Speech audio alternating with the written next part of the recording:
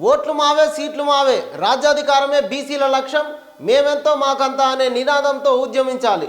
మొల్ల విగ్రహ ఏర్పాటును అడ్డుకోవడం అమానుషం. నల్గొండ జిల్లాలో అగ్రవర్ణాల పెత్తనం.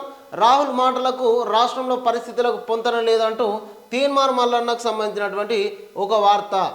నిన్న నల్గొండ లోపల జరిగినటువంటి మీటింగ్ లోపల బీసీల ఐక్యతను చాటేటందుకు తీన్మార్ మల్లన్న అక్కడికి వెళ్ళడం జరిగింది.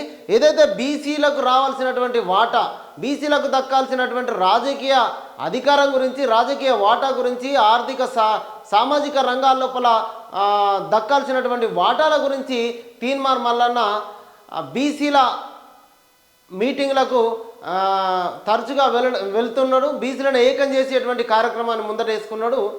దీంట్లో బీసీలను ఇక్కడ కులగణన జరగాలి, బీసీలకు దక్కాల్సినటువంటి వాటాలు దక్కాలని చెప్పేసి రాహుల్ గాంధీ ఏదైతే మాట చెప్పిండో ఆ మాటలకు రాష్ట్రంలో జరుగుతున్నటువంటి విధానాలకు పొంతన లేకుండా పోతుందంటూ కూడా తీన్మార్ మల్లన్న చెప్పడం జరిగింది. మేమెంతో మాకంత వాటా దక్కాల్సిందే అని చెప్పేసి బీసీల గొంతుకగా తీన్మార్ మల్లన్న ప్రజల్లోపలికి వెళ్తూ ఉన్నాడు. ఖచ్చితంగా బీసీలను ఐక్యం చేయాల్సినటువంటి, ఐక్యం కావాల్సినటువంటి బాధ్యత.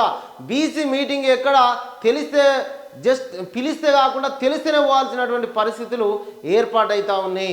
బీసీల ఐక్యత ఖచ్చితంగా ఉండాలి. ఎందుకంటే జనాభా దామాషా ప్రకారం వాళ్ళకు దక్కాల్సినటువంటి వాటాలు దక్కాలంటూ కూడా తీన్మార్ మల్లన్న బీసీల గొంతుకగా ప్రజలోపలికి వెళ్తున్నాడు.